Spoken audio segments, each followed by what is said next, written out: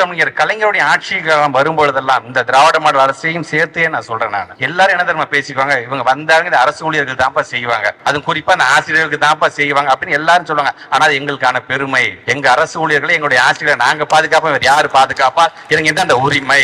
நம்முடைய ஆசிரியருடைய மகிழ்ச்சியை அரசின் மகிழ்ச்சி என்று செயல்படக்கூடிய ஒரு முதலமைச்சரை நாம் பெற்றிருக்கின்றோம். ஆரம்ப பள்ளினா சாதாரண விஷயமா? ஒரு மிகப்பெரிய கட்டடம் இருக்கு, இதுவே பெரிய கட்டடம் என்று சொன்னா இதுக்கு அஸ்திவாரம் யாரு போடுறது? பிள்ளைங்க எல்லாம் படிச்சுட்டு கலெக்டரும் பெரிய பெரிய ஜாம்பவானவங்க எல்லாரும் பாராட்டுவாங்க, மேடையில மரியாதை செலுத்துறாங்க. அதுக்கு யாரு காரணம்? அஸ்திவாரம். முதல் செங்கல்ல நம்பிக்கை உள்ளவங்க என்ன பண்ணுவாங்க, சாமி கும்பிட்டு அந்த முதல் செங்கல் வச்சு தொட்டு கும்பிடுவாங்க. அதுக்கப்புறம் அஸ்திவாரம் கட்டடம் வந்ததுக்கு முன்னாடி அந்த கல்லை மறந்துடுவாங்க. ஆனால் எங்களை பொறுத்த வரைக்கும் நம்முடைய ஆரம்ப பள்ளியை சார்ந்திருக்கின்ற ஆசிரியர்கள் எங்களுக்கு சார்பு போட்டு புத்தகம் கொடுத்து நாங்கள் இன்னும் அந்த உணர்வோடு அவங்க நாங்கள் தொட்டு கும்பிடுகின்ற அந்த மனப்பான்மையோடு இருக்கக்கூடிய ஒரு அரசாங்கம் இந்த அரசாங்கம் என்பதை நீங்க மறந்துடக்கூடாது. உங்களுக்கு வைக்கிறத வேண்டுகொள்ளலாம் ஒன்னே ஒண்ணுதான். நான் இந்த எலிமெண்டரி டீச்சர்ஸ்னா அவங்க நிறைய சம்பளம் வாங்குவாங்கப்பான்னு சொன்னது யாரு அப்படிங்கறத முதல்ல மனசுல நீங்க வைத்துக் கொள்ள வேண்டும். ஆசிரியர்களால்தான் இந்த அரசாங்கம் என்று சொல்லக்கூடிய முதலமைச்சரை நீங்க மனசுல வச்சுக்க வேண்டும். எதையும் மறந்துடாதீங்க. அதுக்காக நான் சொல்கின்றேன், நாங்களும் மறக்கவில்லை.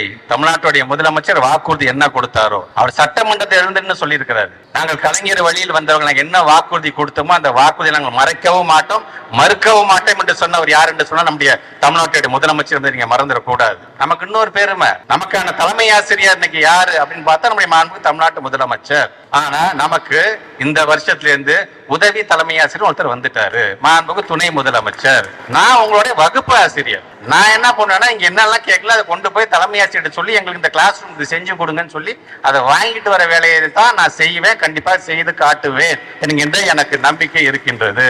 ஏன்னா இங்க தாசன் எல்லாம் சொன்ன மாதிரி ஒரு காலத்துல சொல்லவே முடியாத அளவுக்கு ரொம்ப குறைவான சம்பளத்துல வாங்கிட்டு இருந்த இனம் எதுன்னு பாத்தீங்கன்னா ஆசிரியர் இனம் தான். அவர் சொன்ன மாதிரி பொண்ணே கொடுக்க மாட்டாங்க அப்படின்னாரு. ஆனா அதை மாற்றி காட்டியவர் யார் என்று சொன்னார், முத்தமிழர் கலைஞர் என்பதை நீங்கள் என்றைக்குமே மறந்துடக்கூடாது. கடந்த ஆட்சி இது அரசியல் மேடைகளில் ஒவ்வொருத்தருக்கும் ஒவ்வொரு விதமான தலைவர்களை பிடிக்கும். எல்லாருமே எங்களுக்கு தான் ஓட்டு போட்டீங்க நான் சொல்லலை. ஒவ்வொருத்தரும் ஒவ்வொரு ஆதங்கத்துல சில பேருக்கு மாற்றி கூட போட்டிருக்கலாம். அதெல்லாம் கடந்து இன்றைக்கு பொறுப்பில் இருக்கின்றனால உங்களை எல்லாத்திற்கும் இன்னைக்கு நாங்கள் இருக்கின்றோம் என்கின்ற அந்த நம்பிக்கை உணர்த்தக்கூடிய கூட்டமாக இதை பார்க்கிறேன்.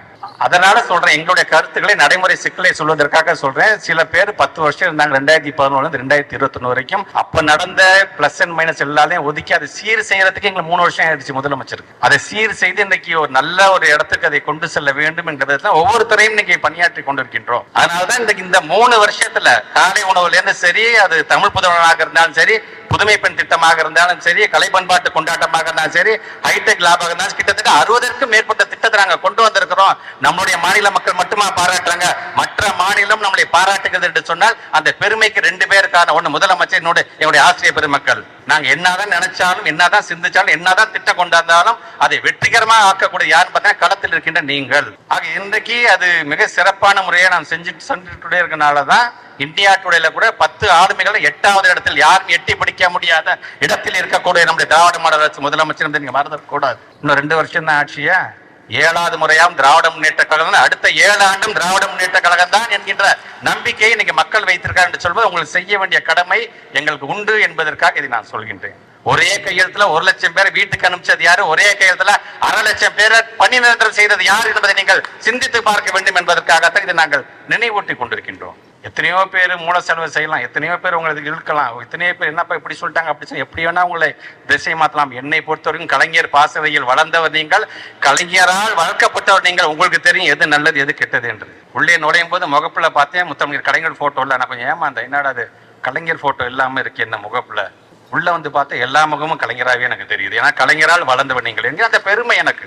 நான் உங்களிடம் வைக்கின்ற வேண்டுகோள் ஒன்னையோடு தான். ரிவ்யூ மீட்டிங் முடிஞ்சு தமிழ்நாடு முதலமைச்சர் சொன்னாரு, நிதி சாராத கோரிக்கை நீ பாத்துக்க, நிதி சார்ந்த கோரிக்கை நான் பாத்துக்கிறேன் என்று சொல்லக்கூடிய முதலமைச்சர் நாம் பெற்றிருக்கின்றோம். தைரியமாக இருங்கள். நீங்கள் உங்களோட சேர்ந்து பயணிக்க, உண்மையாக பயணிக்க, உரிமையோடு பயணிக்க, இந்த சமூகத்தை உயர்த்துவதற்காக பயணிக்க நாங்கள் காத்து கொண்டிருக்கின்றோம். உங்களுடைய வாழ்த்துக்களை வாங்குவதற்கும் வசைகளை தாங்குவதற்கும் இந்த அன்பில் மகேஷ் பொய்யாமொழி என்னைக்குமே காத்து கொண்டிருக்கிறான் என்று சொல்லி இந்த மாநாடு வெற்றி அடையட்டும். உங்களுக்கு துணையாக என்றும் இந்த அன்பில் மகேஷ் இருப்பான், இந்த ஆட்சி இருக்கும், நம்முடைய முதலமைச்சரும் துணை முதலமைச்சரும் இருப்பார்கள் என்று சொல்லி மீண்டும் ஒரு முறை உங்கள் அனைவருக்கும் என்னுடைய வாழ்த்துக்களை தெரிவிச்சுக்கிறேன்.